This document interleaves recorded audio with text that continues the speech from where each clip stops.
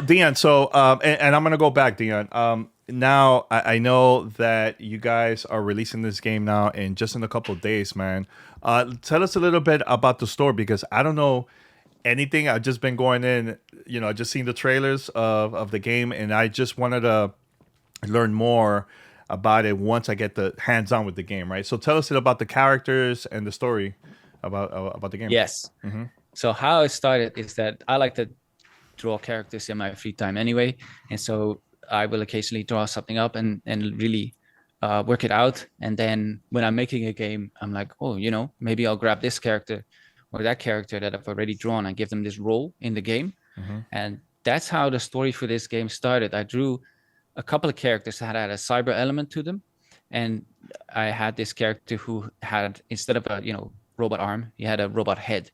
And just visually exploring this character, I suddenly started thinking, like, wait a minute, where is this head coming from? Why has he got a robot head? That sounds like a story to me. Where Hmm. you like his human head must be somewhere, and what happened to him? So that's how that story started, and I thought that was the most interesting thing I could come up with, to have a protagonist who loses his head at the start of the game, and you have to go and find out what's up with that, who you Hmm. were, or if it really matters who you were.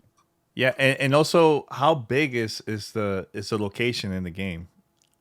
It's the How big? New Amsterdam, right? That's what it's called. New Amsterdam, yeah. New Amsterdam. Okay, yeah. So how big is the world in the Okay, game? we got five big like main areas. Hmm. We got the hideout where you can learn some new tricks at ease, Hmm. and there's a hub area that's called Millennium Square, Hmm. and that's it's more like a central place, like a Hyrule field of people playing Zelda, of course, know about that. Yeah. And yeah, we've got like mega structures, like a pyramid island, Hmm. and a giant mall. Yeah, I don't know like the square meters, to be No, it's all honest. good. It's all good. It's all good. But I mean, it looks big. Like I'm saying because you could also play multiplayer too. It's not just one player, right? Oh no, it is one player. Oh, it is Yeah, one player. Okay, because I seen yeah. multiple characters. So I'm like, oh wait, so this Oh is yeah. So multiplayer? Like, So yeah, you might think that, but what it is that you're with this crew, and this crew actually goes along with you, yeah. and they give some tips to you, and they send you messages to your flip phone, and you can check like, oh, what's up? What do I need to do now, Hmm. and stuff like that. So you do have some like feeling of being together, and they're riding around doing tricks, doing graffiti Hmm. occasionally, and you're just hanging out with them. Yeah, we thought it when we tried our first adventure in this world that we would do it single player focus. But I have to say that we're not done with this style of game. I really want to do more. So who knows? Yeah. Yeah, I just love the style, love the just everything about the game. But I'm gonna go back and ask you the same questions from before because I don't know if we got recorded Yeah. now. But No, cool. so Yeah. let's talk about the just the dancing in the game and everything. I know you've been b-boying because a lot of people don't know about this. Deanna is a long time breakdancer because I'm a huge hip hop head, right? So I go back from like Wild Style, Beat Street, all that's from back then, right? So and also I worked with a lot of hip hop artists in the past, like Keras One and many names, right? So when I saw your video on Instagram that you were breakdowns, I'm like, yo, you know what? I just love that Dion and the team is adding hip hop elements in the game, man. Very big fan of that, man. So how was the process of dancing? I know you capture motion capture yourself, but also you had other people that were involved too in dancing. So how that came about? Yes. So I have to say that myself, I've been b-boying for more Hmm. than 20 years. Started when I was like 13 or something. Hmm. And it's been a big part of me. And it's been my entry into hip hop and street culture world. So while I was learning how to make games, I was still dancing, and I'm still dancing to this day. So it was all just like a match made in heaven that I could finally combine these two worlds of mine into one thing and provide like actual dance to the game. I've got a few other uh, dancers in there from the scene here in the Netherlands, Hmm. b-boys mostly, but we also have house dance, we have popping, locking, all of that. So yeah, and my dance teachers, they really gave us also the history behind hip hop, behind the whole thing. So KRS One you mentioned, like Hmm. five element stuff. That's all. It's all in there. Yeah. Yeah, But that's like dope. myself, I'm not like I wasn't alive during like the wild style, Yeah, yeah. the I actual mean, wild I style was days. that was before my time. So Okay. Yeah. Yeah. yeah. But still, I mean, it has. I've seen this stuff, and it has such a big impact on me. And Hmm. I even put like my old dance teacher as a kind of a character in the game, where there's old heads. They're around and they're like talking about like all you youngins they don't understand. They weren't there, and Yeah. but they do give you tips and they do give you tidbits on how the world of New Amsterdam came to be. Yeah. Yeah, you know what, Dion, and you probably didn't even wasn't even thinking about this, man. But your game has actually come out the same year as the 50th anniversary of hip hop, man. You know that that's pretty dope. Seeing that, really, really dope. That's So, amazing. yeah, Yeah. yeah.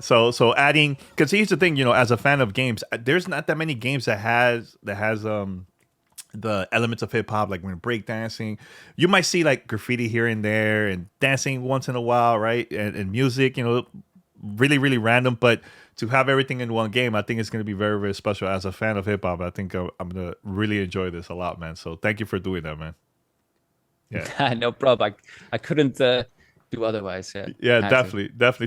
So let's talk about the other elements of hip hop, man. Graffiti. So how that came about, man. Are you an artist too? Yeah, Because I don't know.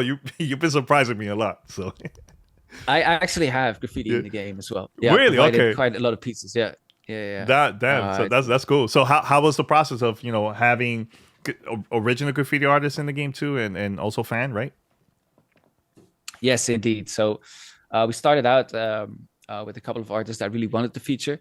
One of them was Zeds here in the Netherlands, who has this like really technical robot-like style, and it really fit with our robot b-boy crew that we had in the game. Mm-hmm. So I reached out to a couple of others who had good styles. We had a Japanese graffiti artist who really fit with a gang that had more graffiti, more like demon like graffiti stuff Mm-hmm. going on. Mm-hmm. So we had those, but then also we saw that so many people, so many graffiti writers were also hyped for the game, and we decided to do a competition and let people in, let their work be featured in the game, and that was so surprising. That was so crazy to see uh, more than 1,200 people send in their stuff. I had to go through so many pieces, but yeah, a surprising amount of people actually being like super authentic and rocking like really good styles. Mm-hmm. So we had to put in a lot of those as well. Yeah. Yeah. So how the name came about, man? A Bum Rush Cyberpunk. Was that something that came about later, or this was like, okay, this is the name of the game. Now let's work on it. How was that process too? Yes. So it took a bit. We code named the project more like Street Adventure. And okay, yeah, it's this idea that you can do fantasy stuff with street culture and hip hop. You can still project it into the future and make a fiction. Mm-hmm. I thought that was something that was missing, and I really wanted to do that. But we had that, but no name for it for a while. So I was playing around with it. And bomb rush, well, bombing, of course, is a graffiti term. Mm-hmm. A lot of people don't know, but bombing doing a lot of graffiti, and I always liked the term of that, so I was playing around with that. And then there's also bomb rushing, so not bomb but bum, as in a bum, a person. Mm-hmm. Bomb rushing is a thing that you would do, what they would do in New York or lots of other places to get into places, to Mm-hmm. go into a concert without a ticket. You would, of course, rush the entrance, and some of you would bound to get in. Heard some stories on of Futura. Actually, I spoke to Futura. Unfortunately, could not feature him in the game, but he spoke to me about bomb rushing as well and how he was there and everything. So Yeah. I knew about that, and I thought let's play with that. Let's do bombing and then do bomb rush, and Mm-hmm. to have both of these like a little pun. And then cyberfunk. I mean, at the time, also cyberpunk was a lot of was getting a lot of hype, and Mm-hmm. um, I dig the future stuff, but I'm not into punk, not into rock per se. And I thought like, no, I'm way more into funk. And then of course that where it came in, like cyberfunk, and it really stands for a lot of stuff that we do of combining technology and street culture. Sure. Cyberfunk, yeah. And now let's talk about the soundtrack, man. So, do you have the original? Have you even tried to get the original composers from Jet Set Radio? Because I know people are going to be asking that. Oh, this is like straight up 100% you guys working with other artists and just influenced by that soundtrack.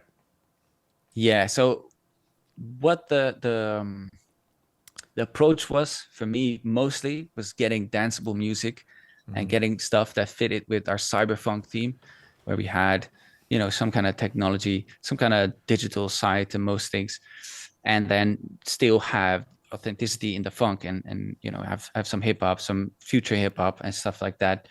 Um, and what I liked to do eventually was to go look at the dance styles that the crews are doing. So we have popping; those are the Franks, and uh, popping is something you do on electro funk. So that's already like a cyberfunk thing, right? It's got a spacey vibe to it, but it's still really funky. So Zap and Roger kind of stuff. Mm-hmm. And we have locking, which is more like pure 70s funk, and but also hip hop and breaking. So coming in with a few breaks as well. But we also felt like I'm a personally big fan of Hideki, even Hideki Naganuma, like the composer of the Jet Set Radio games. Even beyond just those games, just in general, his style is really funky. It actually matches this idea of cyberfunk. So we didn't ask him to make Jet Set Radio music. I just tried to like push him, like, just do that thing, do your thing. That special Uh, producing, add yeah, some break beats in there, that type of thing. Yeah, yeah, I love it. Yeah. yeah. Yeah. So I think we were able to come up with some crazy stuff that is cyberfunk and it goes beyond what he made before. So it's only one track, or he worked on a couple tracks. We have 3 tracks of Three. Hideki. Look at that, Yeah, three exclusive tracks. that's right. Yeah. Dope, man. And I know people are always going to compare this to Jet Set Radio, and or how do you feel about that? Like, just people saying, "Oh man, this is the next Jet Set," or Yeah. We're riding that wave anyway. sure, sure. It's clear that it's inspiration, but it was never an intention of us to make a spiritual successor or a remake or that kind of stuff. But I'm not gonna tell people like, oh, you're supposed to enjoy it in this way, right? So Sure. that's up to people themselves, and I just try to like channel and express what my interests are and what I find dope.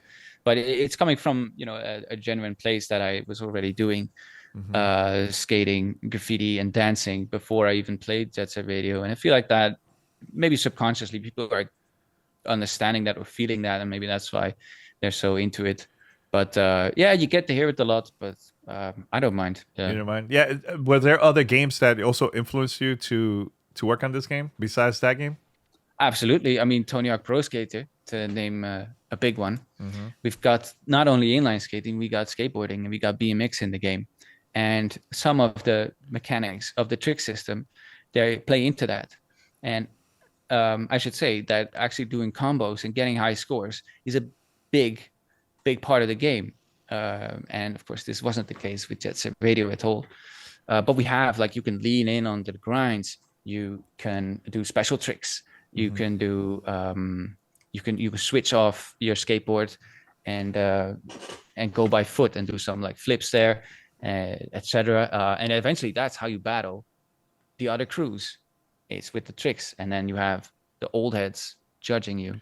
Yeah. And which of the crews do you think I should be on the lookout for? They're very tough in this game. Ooh, I think people usually get like surprised by the Eclipse crew. That's the second crew you meet, Okay. which is a bunch of ladies. They're really into astrology, and they dance house dance, and they've got a few challenges that might be a little tricky for people. Yeah, because it's a whole new way of looking at trick games, as I like to call them. It's the system is not like Tony Hawk because you don't bail, you don't fall, Hmm. but you still have to get multipliers on your score. And the way we set that up is that you have to go through the whole stage and hit these points. Well, you'll see in the game what I mean. But the thing is that oftentimes in these games, you find one great spot and then you get all your points, right? For the duration of the match or whatever it is. But I really wanted to get people to explore the whole thing. So you get multipliers on your score by going around and touching different spots in the stage. So you'll find yourself going through the whole stage, trying to get the highest score. Yeah, this is something that personally for me, I love listening to music, right, soundtrack and everything like that. So, a Yeah. couple of things. So, in the game, is it like just randomly just play shuffle audio like tracks, or can you decide which tracks you want to listen to, or can I even pause the game and just listen to the whole soundtrack, just listen to the music? Can I do that in the game or no? So how you start is you get a flip phone. Okay. Once you like go out into the world and have a bit more freedom, you get a flip phone, and on that flip phone, a mixtape is playing. Okay. It's, Mixtape. With a DJ? it's With DJ talking to or no? Or just music? it's just music. Okay, Yeah, okay, it's okay. just music. This one. Yeah, but this is how we used to always, back in the days, still like early internet days, download a mixtape and then put Yep. that on, and you kind of want to know all the tracks that are in there. They're kind of hard, but what we do is we have this mixtape, and you can find the individual tracks that are in the mixtape. You can find them in the stage that this mixtape is playing. And every time you advance to the next chapter in the story, a new mixtape will be loaded into your phone, and the old mixtape will be gone. But you can still find the individual tracks. You've got like a MP3 player on your phone, so you'll be able to play any music at any time. But you do have to find them first, and they're spread out across the stages. Oh, I like that concept. That's pretty cool. It's very different. Very, very dope. Yeah, yeah. So, hey, are we gonna? I don't know. You guys plan to release this on like Spotify, Apple Music, the soundtrack, or no? So what the soundtrack is like a collection of real music. Most of it is not made for the game or any game, and Yeah. it's just music that's already released, music that's newly released, and it's just like danceable. And these artists, they're DJs, they're spitting these things in the club. So what we say is like, okay, you guys handle that. You guys can handle the streaming that you're already used to doing anyway, Mm-hmm. and we'll just handle the stuff that's in the game. But we are releasing a soundtrack, official soundtrack. We've got 32 tracks in the game. We got some crazy names in there aside from Hideki Naganuma. We've got Knowledge from Anderson Park, No Worries Collective, Mm-hmm. and we've got Don McLennan from Barkhampton providing track and even voice. We've got Sebastian Knight, who makes like really dope house and UK garage tracks. There's loads more, and it comes from a lot of corners from the world. Yeah. Yeah. So, how long you guys been working on this game, man? It sounds like has been like a very long project for you and the team, right? Yes, but we are kind of used to this. It's about 3.5 years now, I think, but we could be reaching 4 if you count the prototype phase. But we went back and forth with our last game because that needed a lot of support. Being a fighting game, you have to provide balance patches, you have to tweak things every Mm-hmm. once in a while. Mm-hmm. But so we went back and forth a bit, but I would say 3.5 years. And what you know is that um, you, yeah, you really have to at some point just put yourself to finishing the thing and not think of anything new. So by this time, I'm kind of, I want to make new things. Yeah, yeah, yeah. Hey, I get it. I totally get it, man. But I mean, it's exciting seeing the reaction from the gamers online. Like, people are very hype for this, man. Like, Yeah. are you guys nervous? Because that's something. Because I know it is working on something for a very long time. You're like, oh, you let it out for the first time to the crowd, and it's like you don't know what's gonna happen. So Yeah. I'm excited, and I feel like it's going to be great. I'm not that nervous because I feel like this is it's from the heart anyway, and sure, sure. it doesn't matter too much what people think about it. I always compare it to dancing. If you're dancing by yourself in your home, there's no, oh, what if somebody saw that and like, oh, you're not dancing in an interesting way. Like that doesn't matter. It's not about that. Hmm. And we try to approach it in that way, where we do our expression, we drop shit, and like let the people decide. So I'm not like, don't even feel like really responsible, aside from when it's broken, clearly broken, then we'll go in and fix it. But like I feel like it has to live its own life now, and we've done the best we can for the time we had. No, I applaud you for that, man. That's dope to hear, man. Dope to hear. So, and I know this game is coming out for the PC and Nintendo Switch.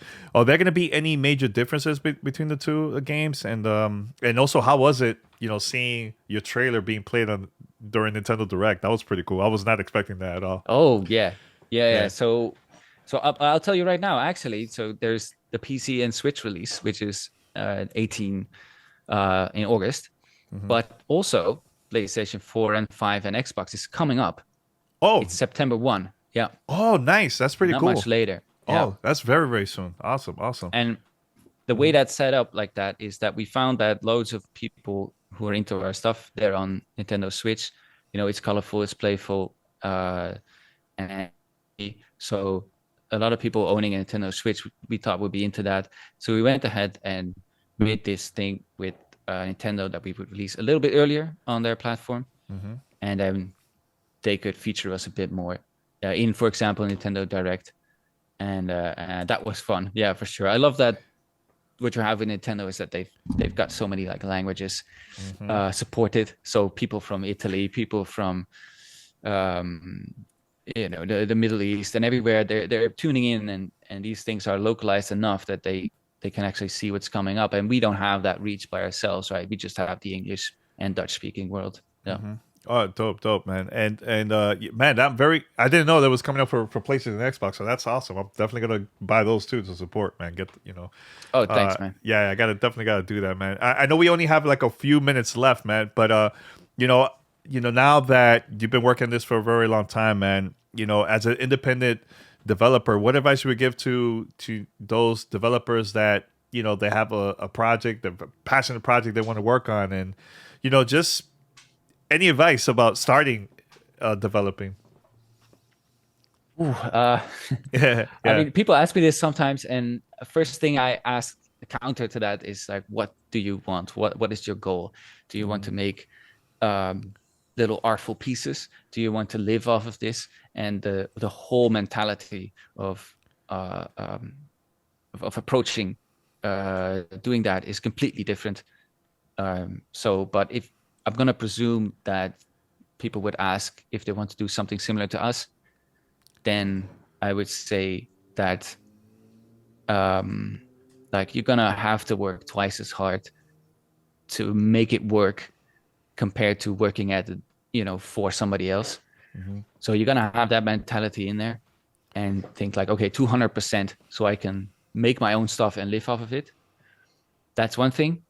And then the other is that I believe we should be bringing something in from outside of video games and anime and internet culture, because that's all like going on, and that kind of stuff is covered. We've seen like loads of games upon games, stories upon same kind of stories, but I feel like we have this little monopoly going on now, not by choice, but Mhm. we're bringing in stuff that isn't like represented a lot in this world, in the games industry.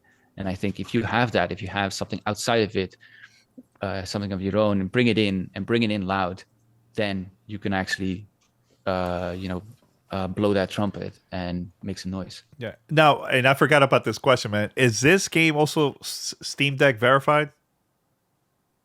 Oh yes, yeah, yeah. Yes. We've been just Yes. today we're playing it on Steam Deck. Yeah, Awesome, because I have a Steam Deck too, so I'm like, I'm gonna be yeah. traveling, so I gotta, get this with me. Not, I don't It want to plays wait. quite nice. Yeah, That yeah, yeah. dope. That's really cool, man. Hey, Dion, I just want to say, man, thank you so much for taking your time to be on the show and everything. And I'm very excited to try this out. I'm like super pumped. This is like one of my most anticipated games, man. Like I put it up there with a couple other games, so I'm very excited to try this out, man. And congratulations to you and the team, man, on finally releasing this project, man, to the world. Thank you so much, man. Yeah, and keep on b-boying, man. Love that. I will. Awesome, man. All right, thanks a lot. All right, see ya. All right, there you go.